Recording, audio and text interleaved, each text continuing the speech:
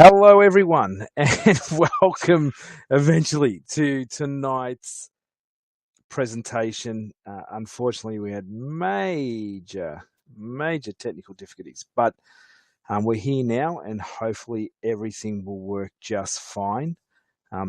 We'll have to see how the audio goes tonight. We may have some problems with it, but we'll just see how it goes. It's good to see those that are here this evening are here, and I thank you for it. Um, I'm hoping that my camera is off, to be honest with you. It looks like it's off in the right-hand corner, but yeah, thank you, Alex. That's cool. So tonight, guys, we are going to move on to the next cluster just because we are so time poor early in the course. We have a bit of space out the back, but like I said early on, we need to get quite a bit done. So tonight we're going to move on to the assessment cluster. So as we know from what we get started and completed last week, hopefully now you've got a bit of an idea or an overview of the vocational education and training sector. You have a little bit of an idea that qualifications live in things called training packages, and qualifications have lots of different units of competence that they're made up from. And in those units of competence, as trainers, we can read that information and understand what a student needs to do to be deemed competent. So the next logical step from, I guess, understanding that and starting to fill out the very basics of a training and assessment strategy and answering some of those questions you have, hopefully, for that assessment, is to now move on to this assessment cluster.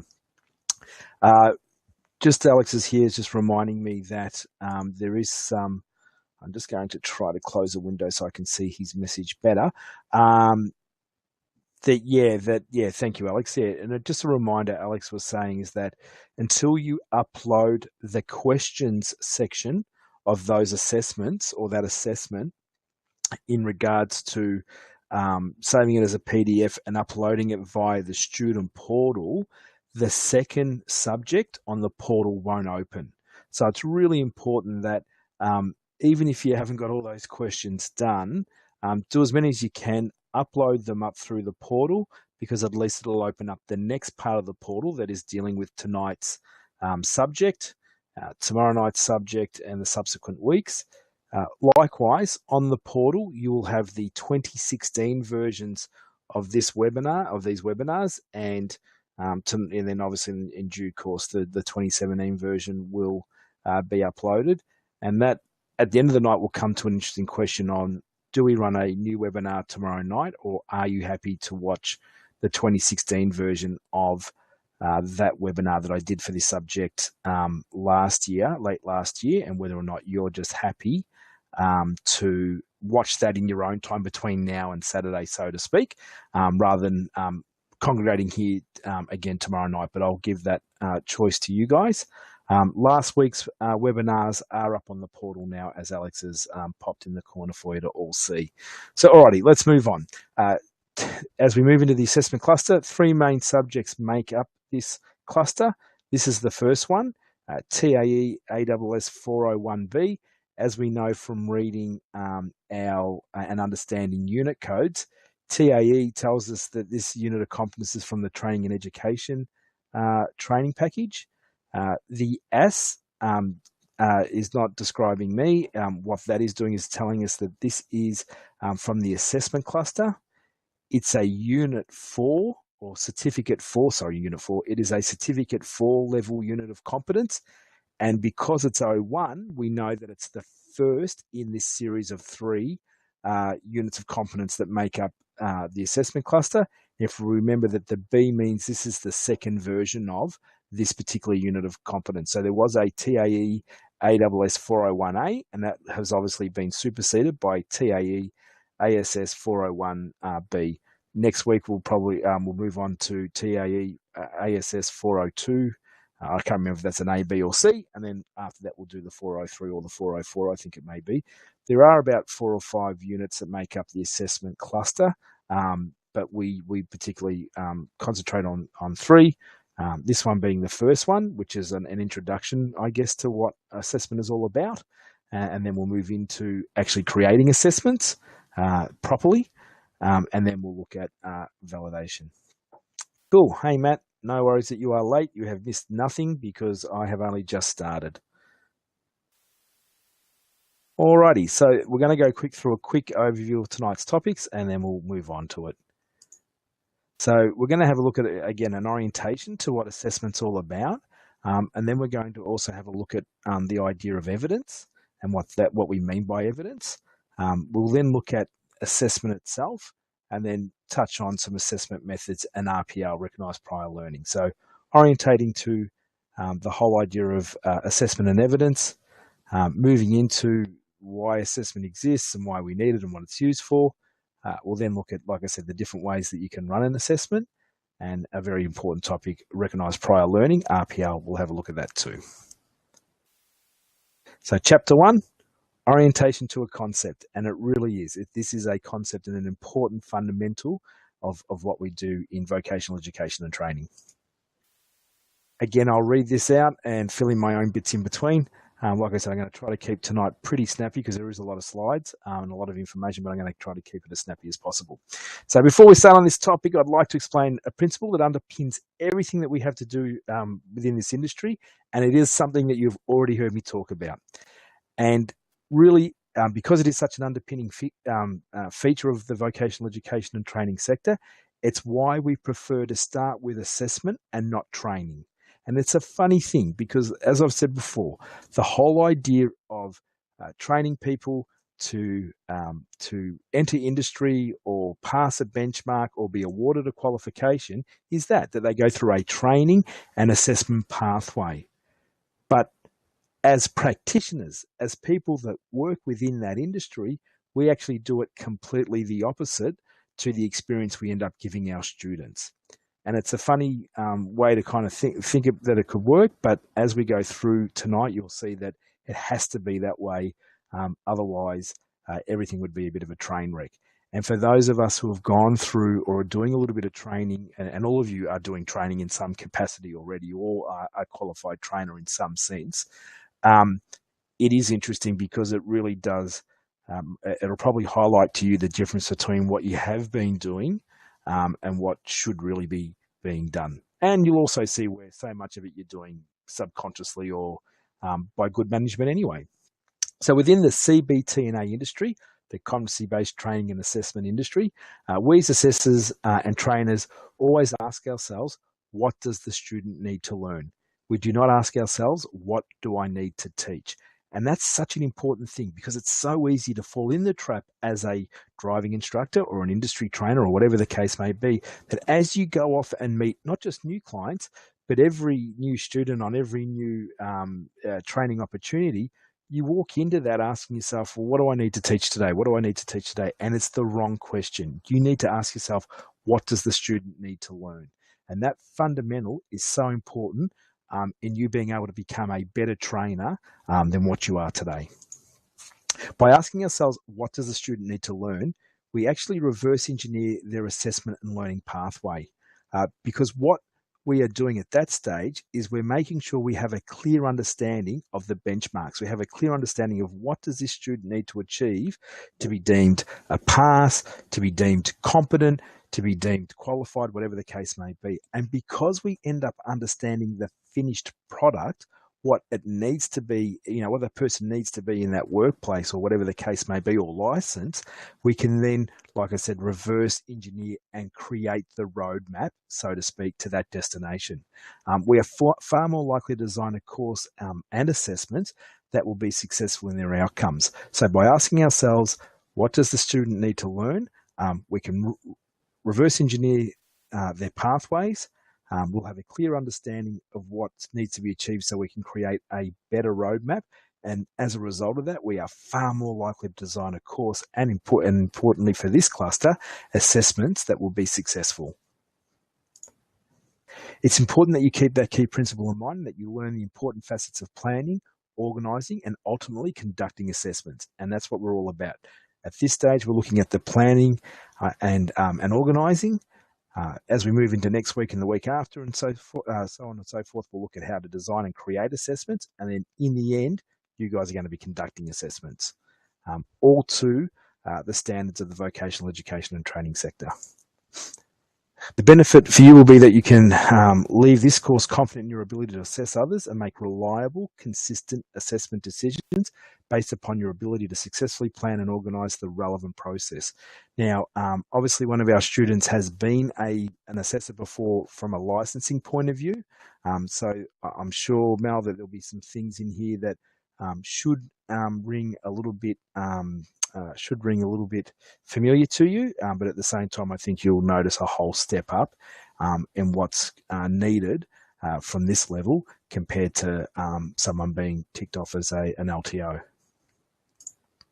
Ensuring an assessment is well planned and organised can be very rewarding and provide benefits to everyone involved in the assessment. And it's so true. When you really do create a great assessment, especially practical assessments or whatever the case may be, and you apply them, and your students are really into it, and the assessment process allows them to demonstrate their competence and demonstrate how good they are at whatever they're meant to be doing. It is a truly rewarding feeling for everyone involved.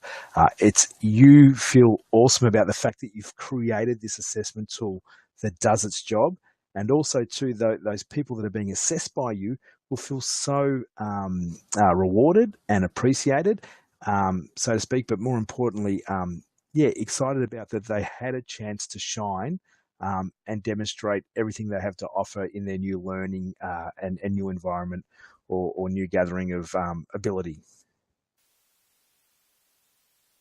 This learning topic looks at the basics of what assessment is and why assessment is carried out, and some general information about assessment, including why do we assess, the types of assessment, the principles of assessment, evidence requirements, the rules of evidence, assessment methods and tools, and the recognition process, which is RPL. And you'll see here that I've bolded the principles of assessment and the rules of evidence, and that is a guiding light for us all the way through everything we ever do within this industry.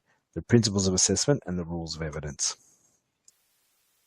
The chapter 2 is the assessment.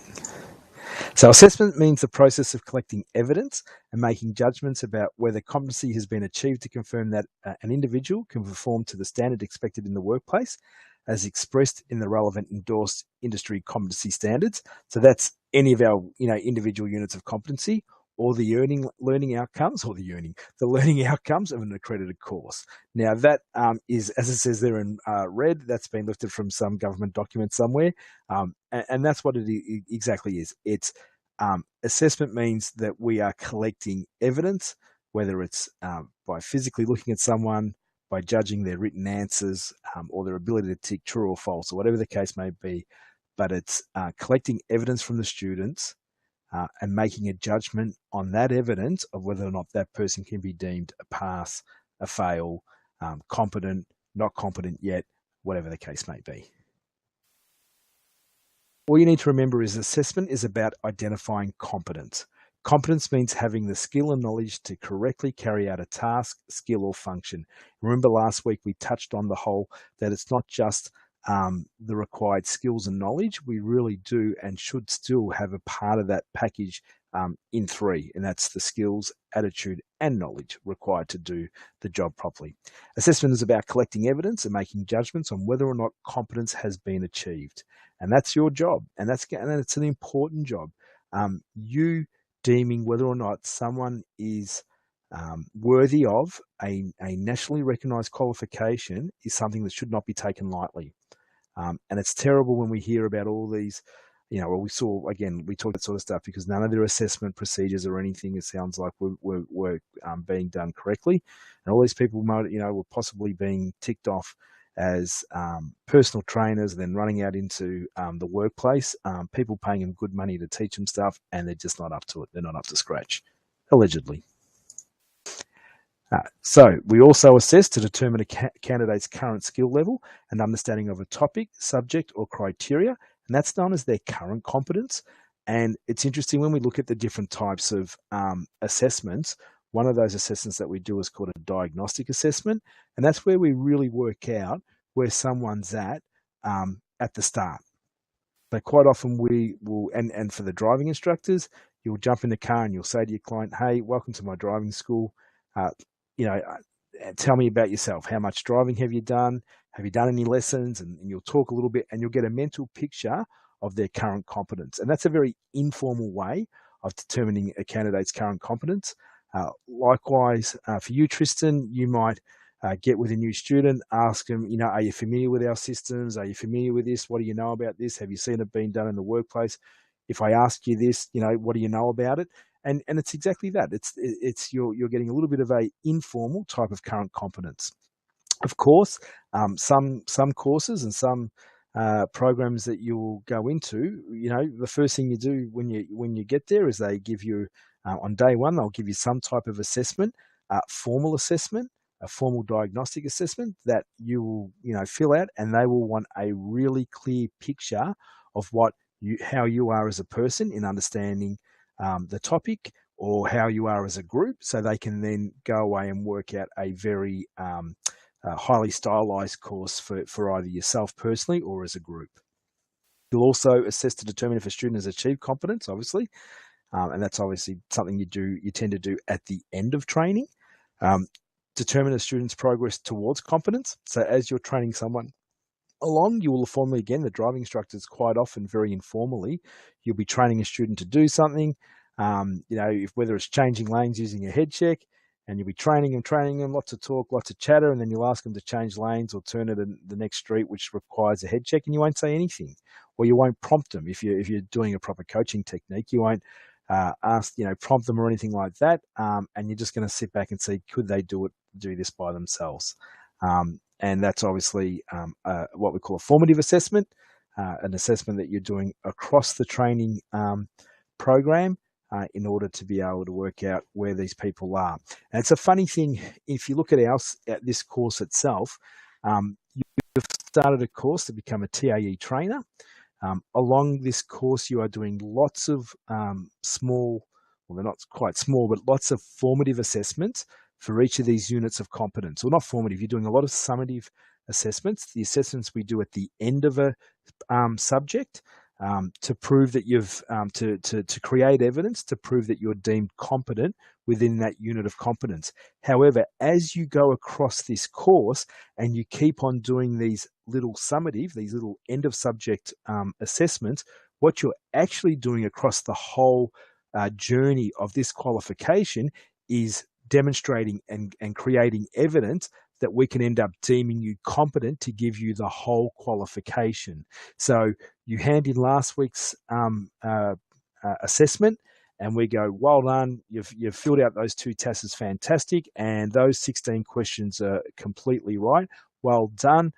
We deem you competent in understanding how to use training packages to meet clients' needs. So although you have done a formative assessment, you did all the training with us, and you've done the assessment at the end of it, and we tick you off as passed with that, in regards to the whole qualification, that's just a formative assessment. That is just step 1 of 10 steps that you're going to do over the next 2 months, 3 months, or whatever the case may be, to, in the end, create and provide enough evidence for us to deem you qualified or satisfactorily competent as a Cert 4 TAE trainer, assessor and trainer, and you get your whole qualification. So theoretically, you pass 8 out of the 10 units, you're not getting a full qualification, are you? We're not going to give you that full certificate, so to speak. You'll get a statement of attainment saying, yep, you passed these 8 subjects, but you're not going to get the full certificate saying, hey, I'm completely done with this. So that's what happens. Lots of all these little subjects being assessed at the end. We don't teach you everything and then give you some whopping, big, massive 1 week long assessment at the end of the course covering everything. We're actually doing formative, even though that's summative assessment at the end of each subject, in regards to the whole qualification, they're formative assessment. They're going along the way, and you're great. Yeah, you're creating evidence as you go that allows us to pass you at the end of the course. Determine students' progress towards competence, like I just said, and determine training gaps in a workplace or workforce. And again, that's a diagnostic assessment. You get in there, you give the workplace or a workforce some sort of questionnaire. You work out what they know compared to what they need to know, and we understand what's known as the training gap then, and we fill that gap up with our program, with our course. To measure work performance, for licensing and regulatory requirements, obviously a drive test, or everything that creates the learner permit to license regime. So the learner permit test, the hazard perception test, and the drive test are all of the assessment requirements for you to be awarded a driver's license in Victoria. Likewise, again, obviously, Trist, anything that you're doing in your workplace to deem those guys competent in your systems. I'm sure you have, well, I'm not sure actually if you have an assessment, a formal assessment process, but if you do, that's all going to be for that. And obviously tradesmen these days, and we talked about this with qualifications and qualification streams. You'll do a general part of your apprenticeship, and then you go off and do all those streams to get further licensing or to meet further regulatory requirements, depending on whether you're a plumber who digs holes or puts up air conditioning or whatever the case may be. To classify an employee's position or title, absolutely. Many workforces will do that to work out the hierarchy of who is a boss and who's not, and pay scales and all that kind of stuff. And certifying competence towards a qualification or issuing of certificates, which is us in the world of RTOs. So if we're doing all these assessments, and all these assessments are creating evidence, we need to ask ourselves, what's evidence? So evidence is what an assessor uses to determine competence. Evidence is produced by the candidate, by the student. So evidence, when I talk about have you produced enough evidence, that's your answers, that's your body of work, that is everything that you have done. No one else can produce the evidence to work out whether someone's passed or failed but the student themselves. Okay? So evidence is produced by the candidate. It will be observable and measurable. So whether they're doing a practical task like a driving test where we observe them driving and we measure their ability to drive a car safely measured against the Vic Roads drive test criteria, or what we deem to be safe driving, and the road law, and especially the road law here in Victoria. Someone goes off for their drive test, we measure them against the Vic Roads criteria and Victorian road law. It's measurable. We can watch them drive and we measure it against that criteria. Likewise, for any tradesmen going through an apprenticeship, they're going to be asked to do different tasks, different things, and that's going to be observed, and it's going to be measured against the standards. And likewise, any of the answers that you type in or write into one of our assessments, those answers are observable and measurable. It will be benchmarked against a standard or criteria. So again, if we take the drive test analogy, you are the recognised benchmark is the Vic Roads drive test criteria. If you are here on one of these subjects, doing one of our subjects on this course or any of our courses, you are being measured against a unit of competence. That's our benchmarks. It is the material collected by you, the assessor, that in turn allows you to mark and make up your mind if someone has passed or failed. So the student produces the evidence, you collect that, and from that you are meant to be able to determine or deem someone competent or not competent. There are many different types of evidence. The types of evidence collected by you can vary and include direct observation of actual work or tasks, direct observation of simulated tasks, theory assessment answers typed and written down. So for those of us who know about the hazard perception test and the drive test, trying to keep it towards something that everyone would understand. And I think, Tristan, you're of an age where you would have probably done a hazard perception test. I'm just guessing. The hazard perception test was the simulated task, and the actual drive test was the actual work task. Yep. Thanks, dude. I thought so. Theory assessment answers typed and written down. Theory and assessment answers verbally. Third-party reports, sometimes in RPL, or as not even just RPL, but even in evidence gathering where people are out in the workplace, and we're especially doing workplace training, where a lot of this qualification is meant to sit you in, that you go out and teach people in the workplace. Having managers write off that, yeah, Bill does do this part of the job, and in his job, Bill does this. And when Bill does his job, he actually does that, and you're able to tick that off or use that as supporting evidence. You wouldn't use third-party reports as the one and only bit of evidence that you pass or fail someone on, because that, as you will learn later on, doesn't meet the rules of evidence. But they are handy, and a lot of people use them, and a lot of RTOs got their asses, no, I shouldn't say that, their bottoms, they got themselves into a little bit of hot water when it was worked out that they were passing and failing people purely on third-party reports. So obviously not many people are going to fail on the third-party report. They were passing lots and lots of people, and collecting lots of money for training, even though they were just handing out third-party reports. And John would go to work and say, "Hey, boss, you're the awesomest. Can you just sign this off that I do all this in my job so that guy over there can give me a qualification?" And obviously, a lot of that rorting was occurring.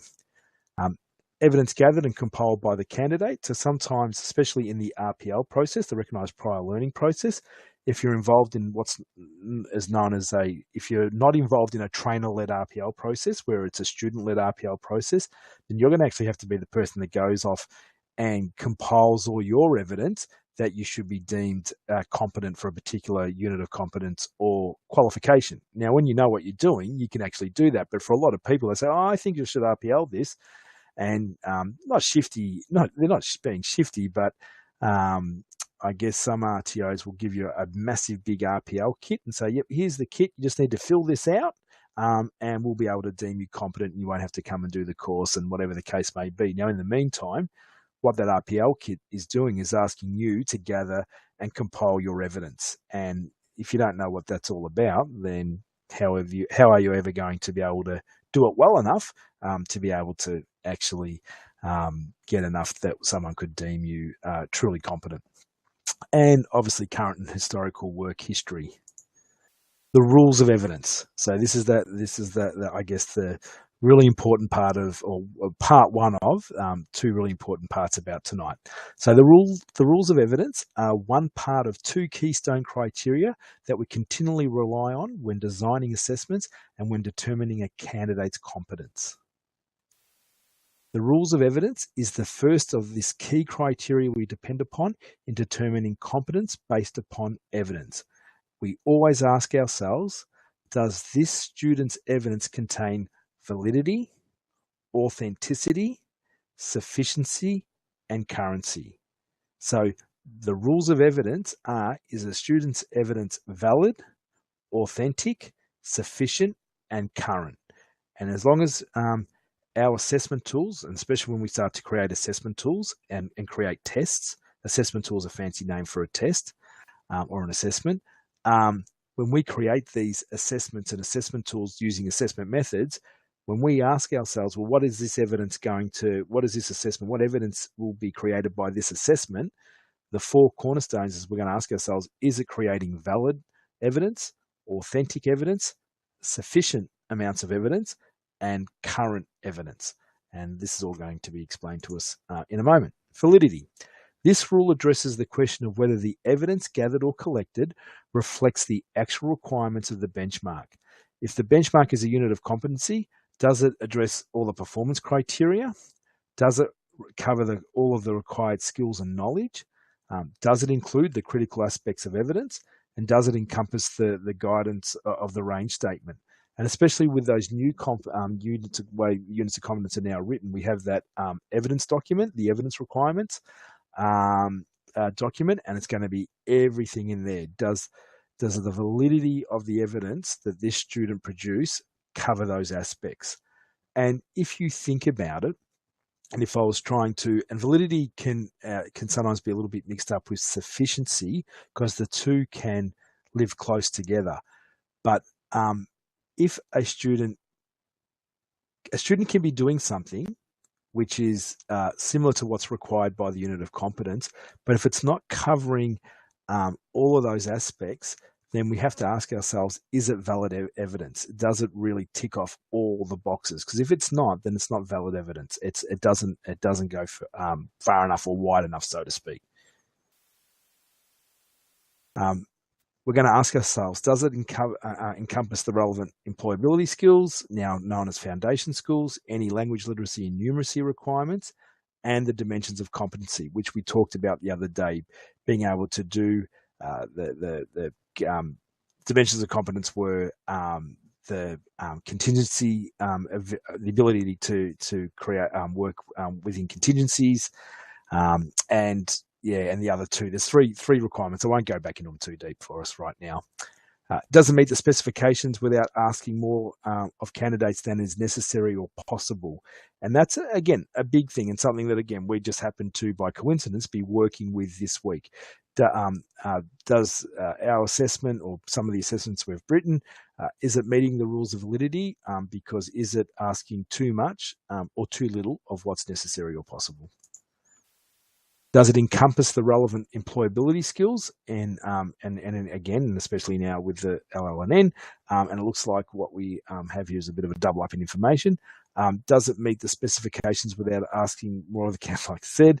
And ensuring the evidence will be valid, it needs to cover all the requirements in the benchmark. So sorry, we had a bit of a double up of info there, bar the third dot point, which is ensuring the evidence will be valid. In ensuring the evidence will be valid, it needs to cover all the requirements in the benchmark, like we said.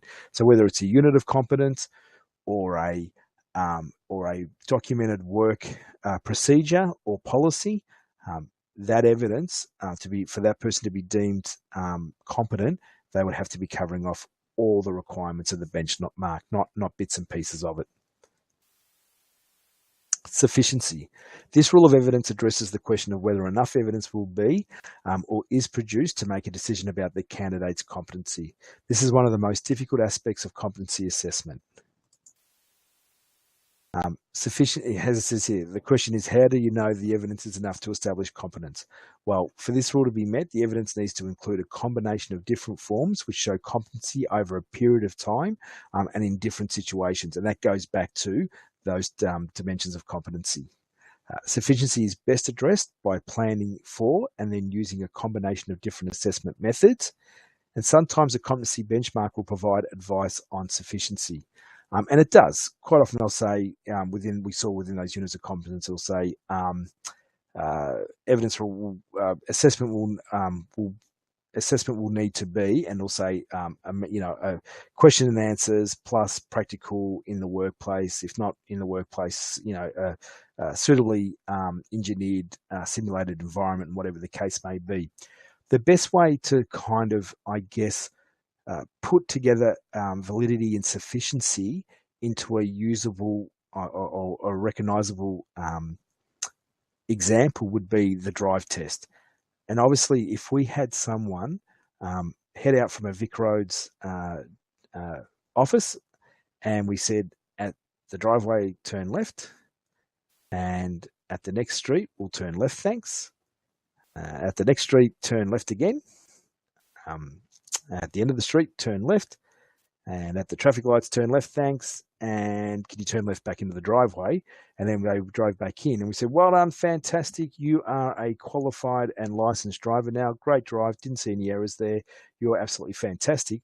Obviously, that evidence would fail both, not only the rules of evidence on sufficiency, but also validity, but especially on sufficiency. Someone turning left 4 or 5 times would not provide you as an assessor with a sufficient amount of evidence to deem that that person can drive safely. And likewise, you would argue that the skills, attitude, and knowledge required to make 4 or 5 left turns would not be valid evidence. It would the validity of that evidence would not meet the benchmark, that there's not enough there. So not only is there not enough there, but the evidence produced is not valid in assessing someone who would be deemed competent to be able to drive anywhere at any time on their own, which is what occurs after you get a license. So sufficiency is a big one, and sometimes it's easy to kind of get validity and sufficiency a little bit mixed up. We ask ourselves, is this evidence that this student producing, is it valid, and just as importantly, or more importantly in some ways, is it sufficient? Is someone doing something once enough to deem them good enough?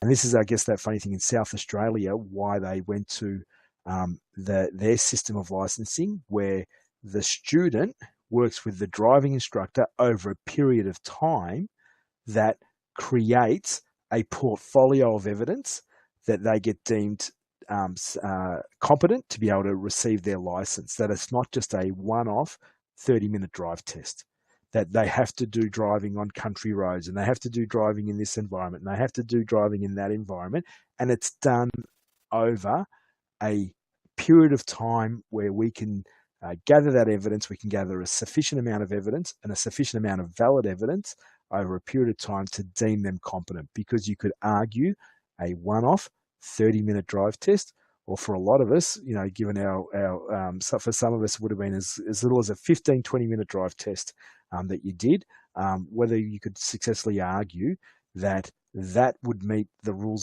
of evidence is obviously not even arguable. It's a no-brainer. It doesn't. The Vic Roach drive test does not pass the rules of evidence that the same government puts in place for any other qualifications or licensing situation. So I guess we get a bit of an answer why 80% of, there's an 80% more likelihood that a P-plate driver will have a car crash just after getting their license, because the assessment process doesn't even meet the education sector's rules of what's deemed to be sufficient or valid evidence. Currency. This rule of evidence addresses the question of how recent is the evidence, and does it enable the assessor to confirm the current competence of the candidate. This is not an issue when assessment is to be carried out in a training and assessment pathway, but is particularly important when assessing the purpose of recognition for the recognition of prior learning, RPL. And that's really important. Both everyone who does training, in your environment, you're working with your clients right here and right now, and any work that those guys are doing, they're doing it currently. So any evidence that they produce in the training that you're doing, it's going to be current evidence. Likewise for the driving instructors, you're watching people drive right here, right now. Their body of evidence is certainly current. So currency is not an issue for us. However, especially in RPL, and especially for RPL, even more than direct credit transfer, but especially in RPL, currency can certainly be an issue. Whether it's an unwritten rule or written rule, it's escaped me at the moment. But for most qualifications, they sort of say about a 5-year window. So if someone comes to you and says, "Hey, can you RPL me for this qualification?" and you look at their certificate and it's 5 or more years older, it'll be deemed no. Unfortunately, I can't give you a complete RPL. We might have to do some gap training or refresh training, or I might have to, more importantly, we'll do an assessment only pathway where instead of you going through all the retraining, I'll give you the assessments and you can fill out those assessments without attending any training. So therefore, you can now produce evidence that is current. Because right now I can see that, yes, you have evidence, you have a completed certificate. So with that completed certificate, you're kind of meeting sufficiency and validity. It's the same, it's the right topic. It's valid evidence. It's a nationally recognized certificate you got here. It's certainly valid. It's certainly sufficient. It's a whole qualification. However, being 5 years old, you're under the rules of evidence, you're not supplying me with current evidence or evidence that would meet the currency requirement. And a lot of people quite often don't understand that. And I can understand how they do it. They're like, well, man, I got that 5 years ago. I've still been working in the job. So why can't you just RPL me? And that's where RPL can then move into other areas to try to get that job done. But when we're looking at certificates that have been awarded, and when courses were run, pretty much once it gets to about 5 years, all over Red Rover, it's too old. And we know anyway that most training, given the life of training packages and qualifications, quite a few will go through that 5 to 6 year cycle. They'll go through some sort of update anyway. Evidence supplied by applicants for RPL may be a combination of historical and recent evidence to show a total picture of current competency or current competence. When planning an assessment, you need to determine whether the evidence gathering opportunities you have chosen will enable the candidate to demonstrate that he or she has current competency and is able to currently meet the performance specifications for the unit of competency. So we're just saying, hey, whatever you design, whatever evidence you get them to produce, you're asking yourself, well, is that current evidence and up to date with what's required? And look, anyone who's participating in an assessment process with you is most likely producing current evidence that will meet the currency standard because they're doing it right here and right now. However, if you're saying, yeah, instead of doing those questions, bring in that workbook you did 10 years ago, that's not going to cut the mustard. Authenticity. This rule of evidence addresses the question of whether the evidence is the candidate's own work. Evidence gathering activities such as direct observations or verbal questions produce authentic evidence easily because the assessor sees the candidate and hears the candidate answer the questions. Too easy. However, obviously, other assessment methods, such as written work, may need further authentication. This can be achieved by using more than one method. For example, a project plus a follow-up interview to clarify the project stages, or supplementary information in the form of a third-party report from managers or supervisors.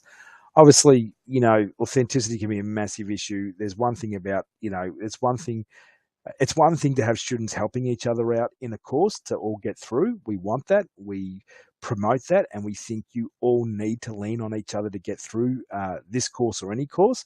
However, dead set copying other people's answers is going to get everyone in trouble. So authenticity is a big issue. It's a big issue for us, especially sometimes when we're running full-time courses. You'll have one or two strong students and the rest of the class may be a little bit weak. And all of a sudden those people can become quite predatory. As a trainer, you're going to have to, we'll talk about this later in the course, but as a trainer, you're going to have to really watch that. It's great when you see a group leaning on each other, but there will be times where you'll go, you know what I'm seeing here now is the students are going to that student for answers about the course or about the assessments before you. And that's always a pretty clear indication that that poor person has been reduced to the point where they're sharing their answers. If a student's got a question and they're now going to fellow students more than you, then you know that poor student's probably been beaten down to the point where they're giving out their answers, and that's not good for anyone. And sometimes you need to sort of step in. And quite often I was running the full-time course for the driving instructor course. I'd be like, hey guys, sorry, wait a second. Can you stop, asking Mary here questions? I'm the teacher. Although Mary's a great help for this group, she's not the trainer. You need to come to me for questions because I'll help you. But unlike Mary, I'm not going to give you the answers or, whatever the case may be. So you need to keep an eye out for that. It may not always be appropriate or feasible to directly observe or directly question the candidate. So there will be times when this may need to be verified by a third party, such as a manager or a supervisor. And if documentation is used, it must be verified. Using a range of assessment methods will assist with establishing authenticity through the cross-checking of evidence. It doesn't happen very often, but a couple of times over the last few years, I've had people come to me and say, I want to be RPL for this qualification.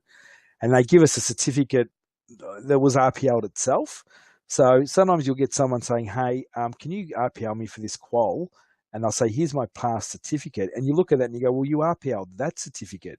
So how far back does this evidence go? Or I feel this is all a bit dodgy, and you might have to ring the company that issued the certificate. Hi, I'm Cameron from ITS. I've got a student, that's dropped off a certificate, and I just need to know that did, Bill Bloggs attend Assessments R Us 3 years ago and do this qualification with you. So sometimes you really need to that. You definitely, at the very least, you're going to have to, any evidence that you take as authentic, you're going to have to stamp and sign that you accept it as, original or whatever the case may be. Be very, very careful. I wouldn't accept ever photocopies, any certificates or statements of attainments, which is a list of past subjects or anything like that. You're going to have to see the originals. If you went through an audit procedure and you said that you accepted photocopies as authentic evidence, then you would actually get in a lot of trouble. So you need to make sure the work is that of the students, and any historical evidence is the original document, or you go through some sort of process to cross-check that. So using a range of assessment methods will assist with establishing authenticity through the cross-checking of evidence. And sometimes we get it in the driving instructor course. It's actually something that pops up quite a bit. You'll have someone who does the most outstanding written answers, and then you get them in the car and they don't know anything. We had a classic case, funny enough. We had one of our trainers last week. We had a gentleman who studied with us at NMIT. It was in a period where Alex and I didn't have anything to do with the courses. We had training managers and all these other people working for us. This gentleman went through the course. He did pass the course, but he never got a letter saying that he completed the course in manual. He came to us saying, hey, I want to get my license. 5 years ago, I studied with you guys or with NMIT. NMIT have sent me to you. We asked the trainers. No one could remember. And he certainly had his certificate saying that he'd passed the course, but to give him the letter saying he did it in the manual, we put him in the car with our trainer, and sure enough, well short, really, really well short, so far short that even he said, I need to do some training. So if we had just taken the certificate and his word as authentic that he had passed that course in manual and had given him a letter so the Taxi Services Commission could give him his driving instructor authority based on manual, we would have been doing a great disservice to the community. That he could have gone out today, tomorrow, next week and said, hey, I can teach you manual, and quite clearly he couldn't even drive a manual. So a classic case of having to run through authenticity to make sure that that person could be deemed correctly competent. Principles of assessment. So we've got the rules of evidence, and then the other big cornerstone is the principles of assessment. So the principles of assessment are the second of the key criteria that we use as a cornerstone when designing assessments.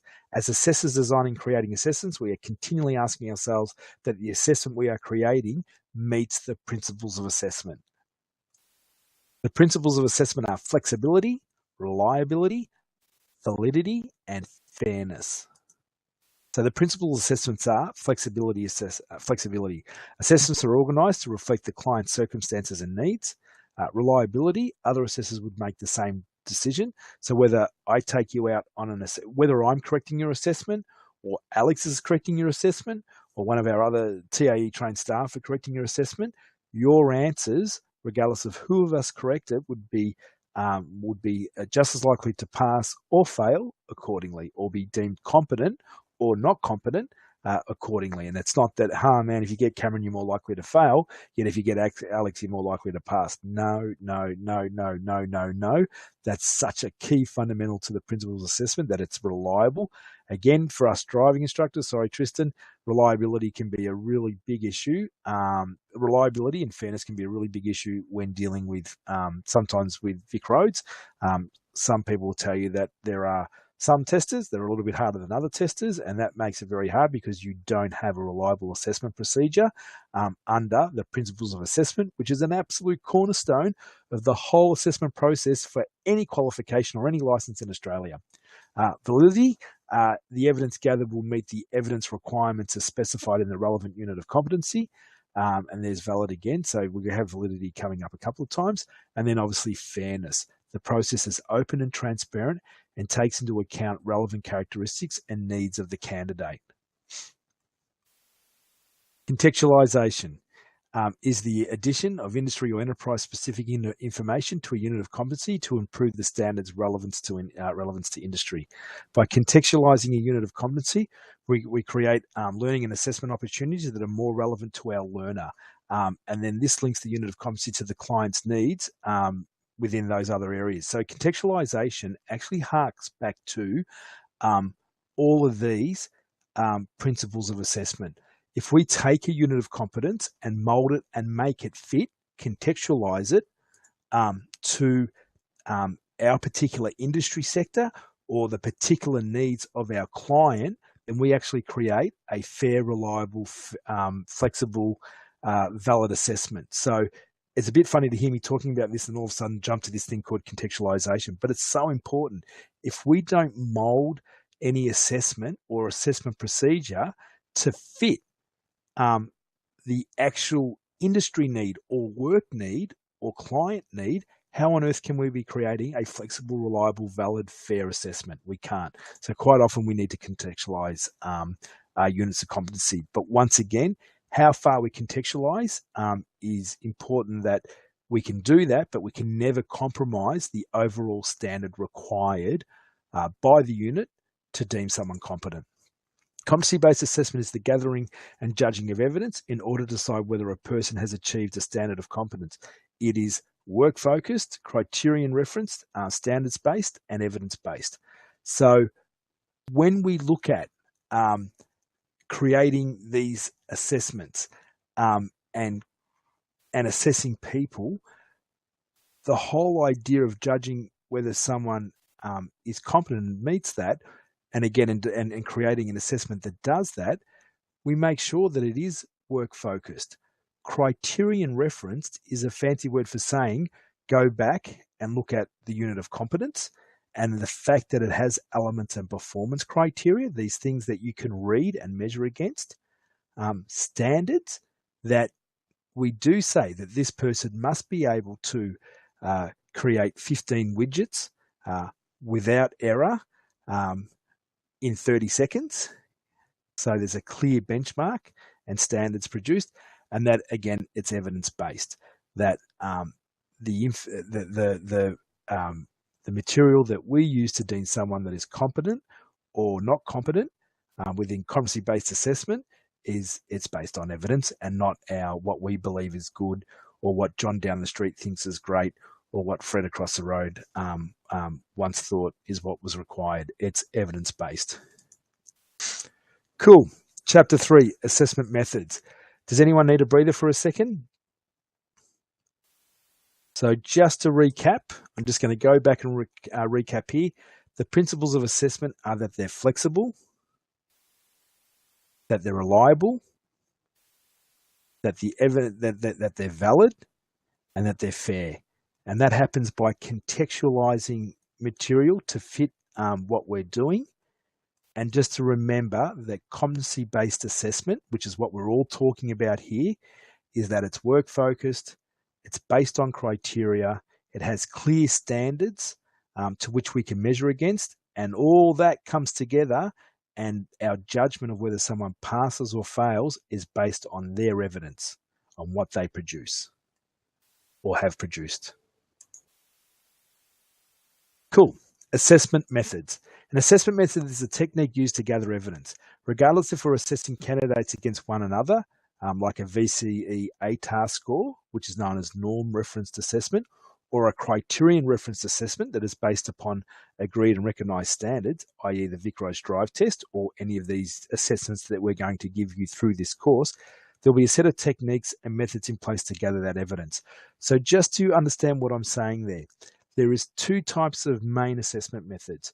The first one, known as norm referenced, is where we have a benchmark and everyone is measured against everyone. And if you are the highest, if you come in with the most answers, you get the A. And if you come in with the least amount of correct answers and you're the person who gets E, and everyone in between gets marked accordingly. So again, the easiest way to think of a norm referenced assessment would be the 100 meters sprint at the Olympics. Everyone starts at the same line and they go bang, and everyone runs down to the other end as fast as they can. And the person who gets there first is the gold medalist. The second person gets the silver, the third gets the bronze, and the rest get a pat on the back. So that is a norm-based assessment. Everyone gets assessed on how fast they can run 100 meters, and the person who gets there first is deemed the number one, all the way through to number 10. In a criterion referenced assessment, everyone's treated as an individual. And what we're doing, and it's a classic case in these courses, is that all of you guys will produce different answers. Whether you pass or fail, the flexibility in your answers can be there, and the individuality in your answers can be there. And that's what we want, because we measure all of you against a set criteria. And you all can have a look at that set criteria. You can look up the units of competence that you're enrolled into, and you can see what the evidence requirements are. So whether one of you does, on this particular subject, creates an assessment on driving, and yet the other one creates an assessment on someone's ability to fill out a sales receipt for a plumber, so to speak, or whatever the case may be, that's okay, because no matter what you produce as evidence, we're measuring you against the unit of competence. So regardless of what you do, you're measured against a set criteria. You will be deemed passed or failed on your evidence. And it won't matter if someone's gone out and created a 200-page assessment and you've created a 3-page assessment. As long as both those assessments meet the criteria, you'll both be deemed competent. And that's, again, a strength of criterion referenced assessment. It takes the individual out of it, so to speak, and everyone's on a level playing field. So obviously that's where that fairness and reliability comes into the principles of assessment. Assessment methods can include structured activities like role play, simulations, assignments, presentations, and activity sheets. It can also include questions that include written questions, verbal questions, self-assessment pro formas, oral and written exams, interviews, and everything else. Where, like it says there, where all the above is used or considered. The interesting thing is you do have to be careful these days. There has been a bit of a focus on, with assessment methods, if you're going to use structured activities like role play, simulations, and the like, then the auditors who can come in and look at your assessments and say, yeah, these are great or not, you are going to have to prove to an auditor that in a role play, how each individual within that role play or within that simulation is producing the reliable, sufficient, valid evidence to be deemed competent. Because sometimes in role plays and simulations, you can get the confident person taking on all the roles and the least confident people doing very little things, but because the whole role play was successful, everyone gets deemed competent. But you could have quite easily had someone hiding in the shadows, not doing that much, and get through on the whole group. So they're very aware of that. So they'll say, wait a second, here you've got a role play and everyone's got these different roles, but how does that particular role meet this criteria? And how does that person doing that meet this criteria over here? So you are going to need to write an assessment and have a checklist that individually ticks off all those things that needs to tick off within role plays and simulations, especially if they're group activities, because it is so easy for someone to do everything and others to do very little. But the whole success of the group should not be judged as a group, but the individuals within that group structure meeting all their individual requirements. Very important. Assessment methods can also include third-party reports, portfolios, finished products and work samples, and checklists. That makes sense. You're doing a carpentry course, you're making a pencil case. It's the finished product, it's the finished pencil case that deems you competent or not. Any art student will know all about portfolios. They'll have their especially parents or anyone who did an art subject, within VCE or VCAL or whatever. It's your portfolio that makes up your evidence for the year. An assessment tool is a document that contains the procedures, information, and instructions for the assessor or candidate relating to the use of assessment instruments and assessment conditions. An assessment tool also includes all assessment instruments used to gather evidence, such as a profile of acceptable performance measures, templates, and pro formas. What the hell does that mean? All that means is this: assessment tools is the complete document that an RTO has and that what you'll have in your hand when you go to assess a client. Now, the assessments that you see from us is only a part of the assessment tool. In actual fact, all of our assessments have two versions, a trainer's version and a student's version. And the trainer's version is the true assessment tool. In that assessment tool, it will have instructions to the assessor. It'll say, in conducting this assessment, you will have to put, 3 people in a room, a table each. You'll give them 30 minutes. They'll need to do this. They'll need to do that. They'll need to create this. They'll need to create that. And this is where you tick off that they've done this. And this is where you tick off whether they've got right or wrong. And this is where you'll record whether they passed or failed and give them feedback. And that whole document and everything within it and all its quality assurance measures makes up this big document called the assessment tool. We would just call them assessments, so to speak. Well, we do call them assessment tools, but it's just the whole assessment paper. You as a student get our assessment tools, receive our assessment tools, but all of the trainer notes within that assessment tool on how they must conduct the assessment, what's deemed to be competent, what's deemed to be sufficient, reliable evidence, and all that has been removed.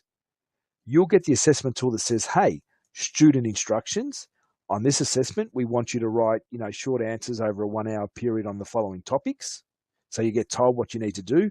In this assessment, we need you to create a document that outlines the whatever. So you'll have those clear student instructions on how to successfully complete. In that document, you'll also be told what's required by you, like what you need to bring along, so to speak. So what resources you need to be able to successfully complete that assessment. You'll notice that we have the assessment recording procedure. So there's like that cover sheet where it'll have, this is what you need to do, and there'll be boxes where the trainer can mark whether you're competent or not competent. There'll be a part where you sign that, yes, I've been a part of this assessment, or yes, I have been assessed in this subject, and there'll be a bit where the teacher says, or the trainer says, yes, I've assessed this person in that, and they sign it. And that's how it works. So that's an assessment tool. The assessment tool is everything it's a document that has everything that's required to conduct and run an assessment to the acceptable standards of our industry. You just can't hand someone a thing that says theory test for baking cakes, and then they turn the page and it says question 1, what's the use of having dry flour, or what, how much sugar should go on a chocolate cake or whatever. That's not an assessment tool, and that's not an acceptable assessment tool. When we create these assessment tools, there's going to be lots of supporting information that goes into it, not just the questions and answers, and not just a driving route or whatever the case may be. That's not an assessment tool. An assessment tool has a lot more other information, which we're going to explore over the next, tonight and week or two. So the assessment tool will have specific questions or activities. So obviously, like I said, it'll have a profile of acceptable performance measures, templates and pro formas, specific questions or activities, evidence observation checklists, checklists for the evaluation of work samples, candidate self-assessment materials, the procedures, information and instructions for the assessor and candidate relating to the use of the assessment instrument, and the conditions for assessment. So exactly like I said, assessment tools cover everything. This is how you're going to be assessed. This is what you need to do. Trainer, this is where you look at what they've done and you tick the boxes accordingly. This is where you tell them how it's going to be done, and you tick the boxes when you've told them how it needs to be done. And this is how you're going to record their evidence, and this is the bit that says that you tick the box saying that you have recorded their evidence. On and on and on it goes. It's the instrument, it's the tool that we use to assess someone.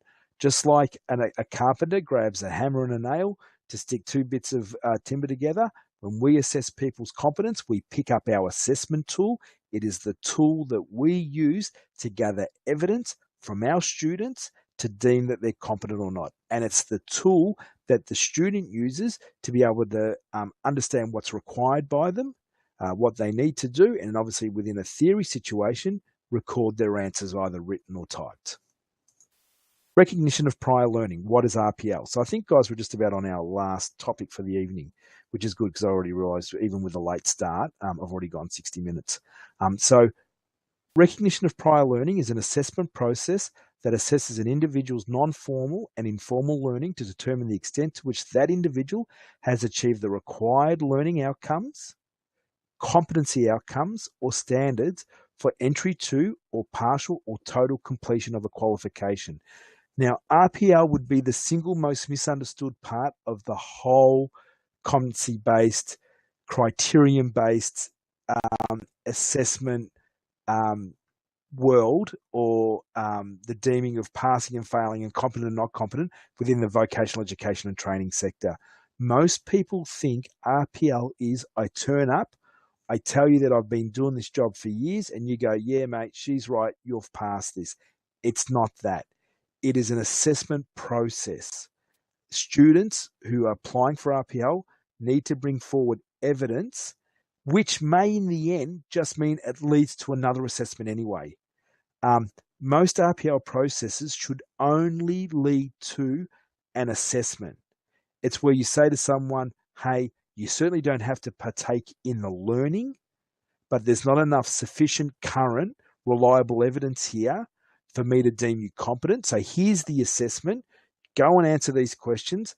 Let me see you do the job. And guess what? Rather than taking 3 months to complete this unit of competence, we're going to get it done in a day. But most people don't understand that. They're like, well, what's the use of RPL then, or whatever the case may be? I might as well learn everything. And that will be your answer. If you give someone an assessment, like the end of subject assessment, who wants RPL, and when they look at that assessment, they can't answer all the questions, and you know you've already gone away and created that assessment to meet all the standards required by the unit of competence, then guess what? They never should have been deemed recognised prior learning anyway. If you've got someone who can demonstrate RPL, here's the assessment, bud. Yeah, no worries. What a pain, but I'll write all these answers down. Then great. Fantastic.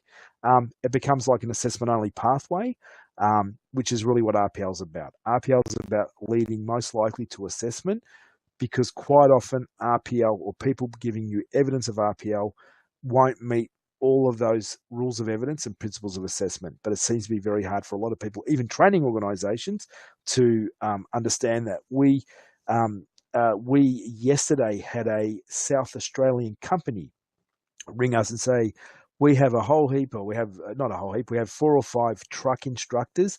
They got the really old qualification and we need them to all be RPL. So I wrote back saying, fantastic, love to help you, not here to reinvent the wheel. However, if you can just put together their certificates and some third-party reports, I'll have a look at it. I'll work out what subjects can be direct credit transfer, which is another thing I'll talk about in a minute, and what we can RPL. But by the way, we don't discount RPL, whatever. I got an email back today. So the guys didn't even send me the certificates. Oh, yeah, we're just going to discuss it. We'll work it out. And that was from an RTO. So that was from an RTO that should have said and already known, hi, Cameron, we've been given your number. We want these guys to hopefully RPL and be upgraded in their units of competence. Here is all their certificates. Here is all their evidence. Those people know what's required. Yet these guys rang wanting us to somehow do the biggest shortcut or the biggest whatever.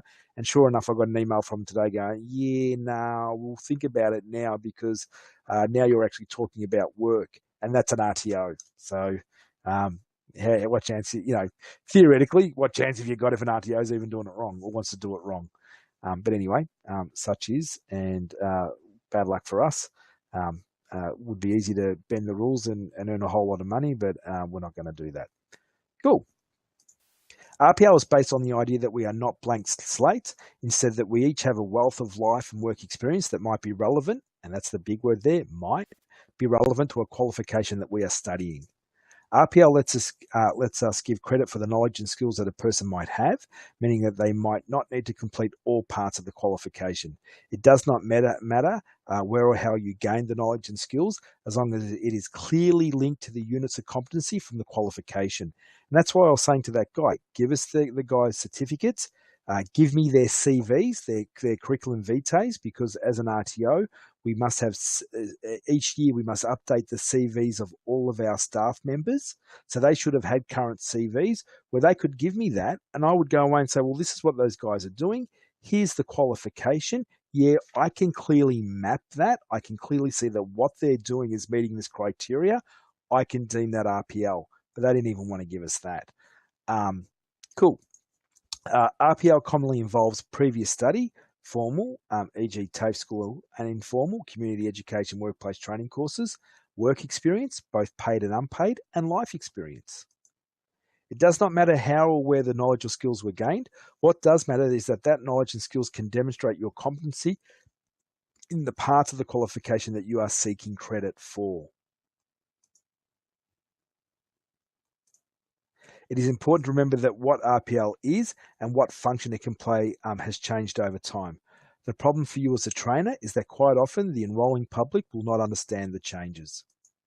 Historically, once again, I've gone ahead and talked about things that I'm going to end up covering.